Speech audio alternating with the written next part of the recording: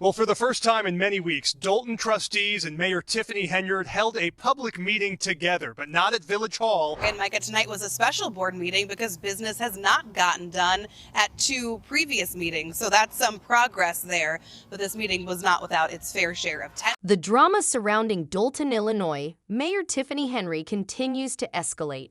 And it's almost like watching a real-life reality TV show unfold before our eyes. Imagine this. A mayor who earns over $300,000 a year, yet is facing eviction for failing to pay her rent. How does that even happen? But the plot thickens. Henry's personal chaos isn't confined to her private life. It's spilling over into her political decisions, creating constant turmoil in the village she's supposed to be leading. It's as if she's making up her own rules, with no regard for the consequences. Get ready, because we're diving into the bizarre and controversial world of Tiffany Henyard. A Dalton home that she leased to Mayor Tiffany Henyard has filed eviction papers. She says Henyard has not paid her rent, and now she wants her. The eviction drama surrounding Dalton Mayor Tiffany Henyard is getting increasingly bizarre. Janet Hull, Henyard's landlord, was expecting rent payments on time, but after August, the checks stopped coming, leaving Hull with thousands in unpaid rent. Despite Henyard pulling in a hefty salary as both mayor and the supervisor of Thornton Township, she seemingly neglected her rent, leading Hull to file eviction papers in September. However, Henyard has been evading service like it's her full-time job. Each time the Cook County Sheriff tries to serve the papers, Henyard and her boyfriend vanish. Hull even had to hire a special process server, adding more fees on top of the unpaid rent. It's a chaotic and escalating mess. Now she's teasing a big announcement that she claims will result in some of her opponents being arrested and charged. It's not just about the money. Janet Hull claims she hasn't been able to access the property for months. After giving Tiffany Henyard and her boyfriend 48 hours notice to perform some maintenance, Hull arrived to find that the locks had been changed and the garage code had been altered.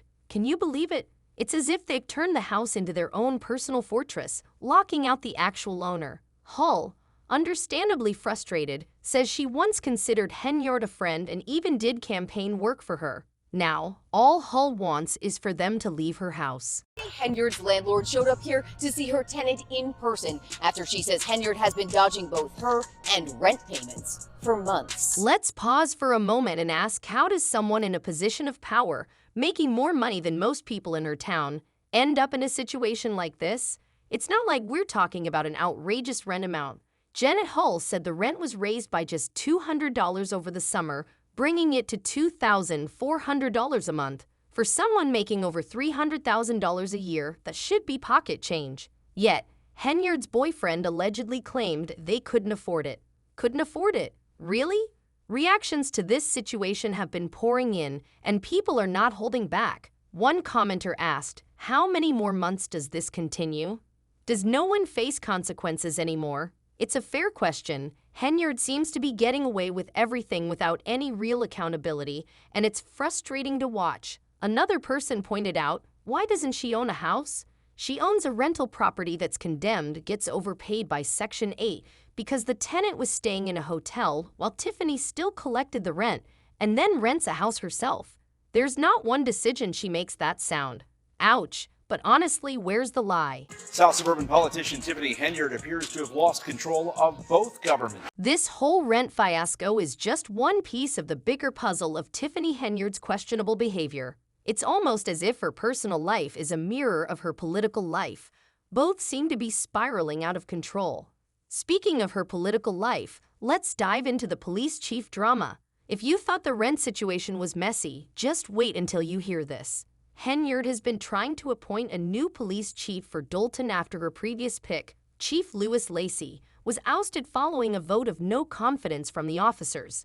You'd think she'd have learned from that and been more careful with her next choice, but nope. She appointed Ronald Burge as the new police chief. The problem? Burge isn't even qualified to serve as an officer, let alone lead the department. The Illinois Law Enforcement Training and Standards Board sent Henyard a letter informing her that Burge's law enforcement certification is inactive. He hasn't completed the required requalification shoots since 2021, and Dalton hasn't filed the proper paperwork to reinstate him.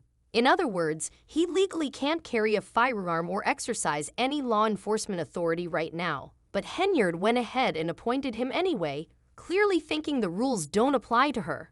And this isn't just a technicality. The board strongly urged Henyard to remove Burge from public service until they can verify his eligibility for reactivation. But instead of listening to the experts, Henyard doubled down. After a chaotic village board meeting, a judge ruled in her favor, allowing Burge to serve as interim police chief for 30 days while they sort things out. Yep, despite all the red flags, Burge is still in charge, for now. Morton Township tonight as another board meeting got canceled because of a lack of a quorum. And that came after a disagreement about where to hold the meeting as trustees expressed concerns for their safety. This brings us to another fan comment. There isn't one decision she makes that sound. It's becoming increasingly clear that Henyard isn't exactly known for making well-thought-out choices. Whether it's her personal finances or her political appointments, there's a clear pattern of recklessness that's hard to ignore. And the people of Dolton are the ones paying the price, both literally and figuratively. Let's not forget, Henyard's appointment of Burge wasn't just controversial, it was also illegal. Dolton trustees have been fighting her on this, arguing that she doesn't have the authority to make these appointments without their consent. But Henyard, as usual, refuses to back down, even when faced with legal challenges. She just keeps pushing forward as if the rules don't apply to her. It's like she's on a power trip, and the people of Dolton are left to deal with the fallout. You are a clown. We will continue to speak out against wrongdoing. Why won't you step down? What's even more concerning is Henyard's track record when it comes to law enforcement. Remember Chief Lewis Lacey? That was another disaster. Lacey, appointed by Henyard, faced a series of controversies, including accusations of unprofessionalism and even bankruptcy fraud charges. Now, with Burge in the hot seat, it feels like history is repeating itself. Henyard seems to have a talent for surrounding herself with people who are either unqualified or caught up in legal trouble. It's as if she's playing a game of political musical chairs, and each time the music stops, the person left standing is someone who probably shouldn't be in power. And it's not just the police department that's suffering under Henyard's leadership. Dolton as a whole is struggling. The village's finances are in shambles, with a multi-million-dollar deficit and mounting debt. Residents are understandably frustrated as they watch their town sink deeper into financial ruin, while their mayor is off hosting lavish parties and making questionable decisions. One resident even compared her to a dictator, saying it's like living in Venezuela under Nicolás Maduro. That's a harsh comparison, but when you look at the facts, it's not entirely unfounded. All this point the finger to Tiffany or allow me, I'm over it. Now it's time for me. Henyard's critics argue that she's more focused on her own image and personal gain than on the well-being of her community. She's been accused of spending thousands of public dollars on luxury travel and dining, turning the local police into her personal bodyguards, and even using taxpayer money to hire DJs for town meetings. Yes, you read that correctly, DJs for town meetings. It's as if she's trying to turn local politics into her own reality show, and honestly, at this point, who's surprised? But here's where it gets even wilder. Henyard has repeatedly promised to spill the tea on her political opponents, claiming they're the real villains in this story. She's accused them of a power and money grab, and in a 90-minute Facebook Live video, she even hinted at seeking the arrest of some of her political enemies. Yep, she's threatening arrests, yet she hasn't provided any actual evidence of wrongdoing. It's all just vague accusations and promises to reveal the full truth later. Sound familiar? It's like she's trying to deflect attention from her own scandals by pointing the finger at everyone else. Now I have to pay a special process service in order to get them served, which is more fees for me. This isn't the first time Henyard has tried to shift the narrative in her favor. She's gone on brief media tours, pitched podcasts, and even hired public relations teams to paint herself as the victim. But despite all her efforts, the scandals keep piling up, and the people of Dolton are starting to see through the facade. One fan summed it up perfectly. She's not going out without a fight. Henyard is holding on to her position of power with everything she's got. But at what cost? It's as if she's living in a bubble, completely disconnected from the reality in Dolton. While the village drowns in debt, Henyard is off filming music videos and posing for selfies at public events.